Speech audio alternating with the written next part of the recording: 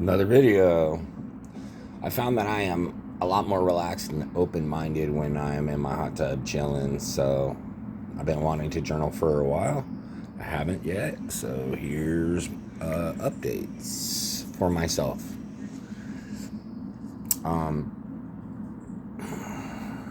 Okay, it's been a few weeks. I've qualified for my paid family medical leave. They have authorized me for 12 months off work so I can get my medications correct and start some therapy, which is cool. Let me see. So journaling is kind of like I want to write down stuff, but I think video journaling is way better for me. So let's get started. Okay, so this video or this journal is going to be about my PTSD and how I'm acknowledging it right now and how I'm identifying it and how it is affecting me on a day-to-day basis in my interactions with other people. So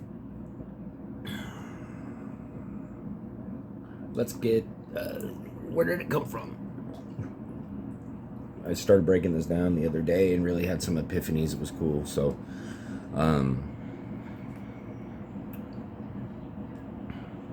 when you're a kid and you're born into a family, you're going to have these biological connections with your mother and your father that kind of give you a sense of security and a belonging and knowing that you're part of them, part of something. You know these people because they're you. When you're a young kid, and especially for me, when I was 2 years old and I was placed with a family, I didn't have this biological connection with them. So I was constantly testing my boundaries with them, finding out where our connection was. Being a young kid, I didn't really understand the testing that I was doing. Was very childlike, because a young kid's gonna do shit, test. So I did it like a young kid. I didn't know how to communicate. I didn't understand what I was going through. So the difference between when I say I have PTSD versus somebody like quite commonly in the military, let's say for example, has PTSD because of a certain situation, there's a very big difference. And let me explain this to you, and this is why it's affected me my whole life, is when you have complex PTSD, it's different than a regular PTSD, especially for me in the way that I understand it, and I could be wrong, but my PTSD was based on a not belonging from a young childhood. So I question every relationship that I've ever had, and if I meet you, I'm going to question, what are you up to? Why are you talking to me? Why are you in my life? What is your agenda? And that is automatic. So my PTSD is understood from a 2-year-old's freaking point of view, and it's been broken my entire life.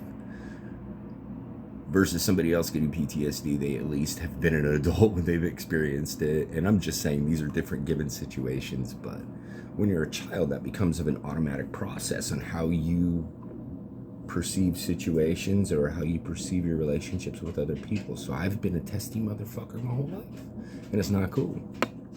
And then you also have to consider the other person that you have this issue with. Like, for example, or for what I'm talking about right now is my issue with Dave. And when I say it's complex PTSD, there's many things going on with it. Okay, everybody who knows me as Jack Bennett Jesse. When I was born in 1972, I was born as Jack Bennett Jesse. That's my name. When I was 2 years old, this family, they had just daughters. So I was going to be the boy in this family. I was they had a preconceived idea that I was going to be Junior. So instead of keeping me Jack, they changed my name to Davey. So I was going to become Dave's Junior, Dave's son, the Junior.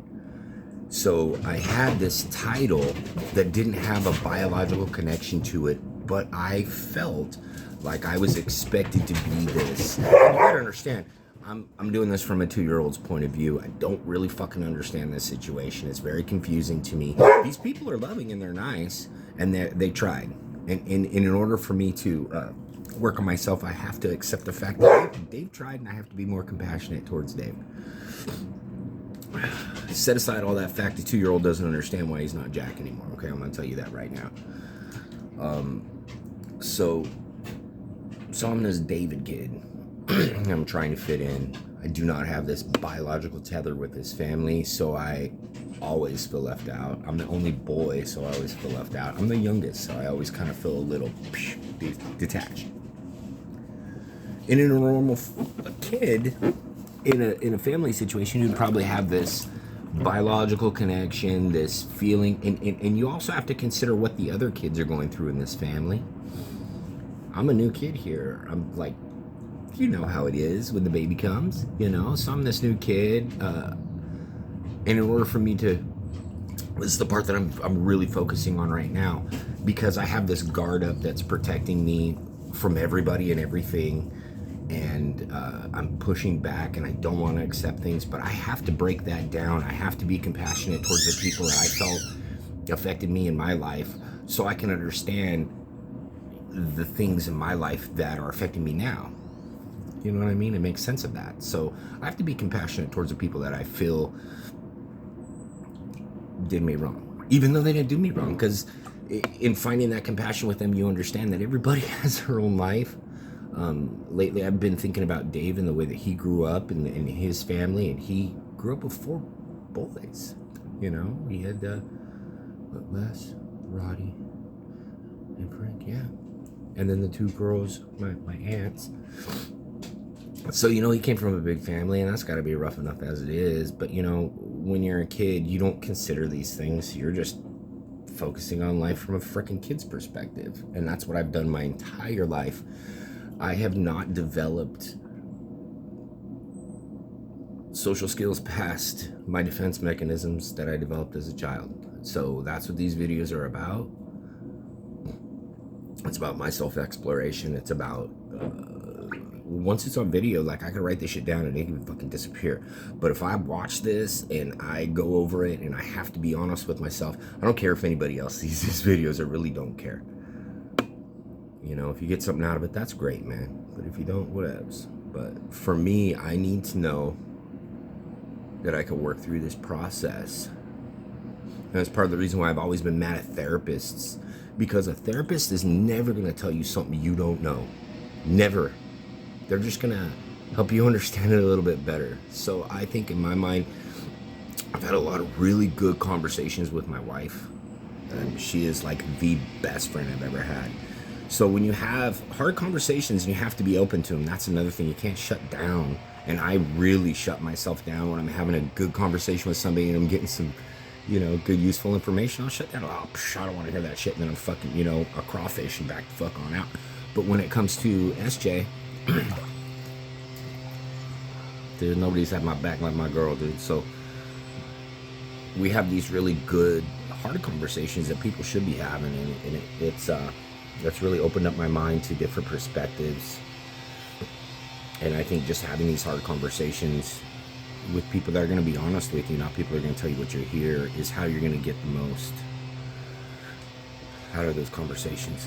And I'm at a point now to where I'm like listening better. You really have to fucking listen, man. So that's my short little 10-minute video. Things are looking great for me. I'm getting out of the house more.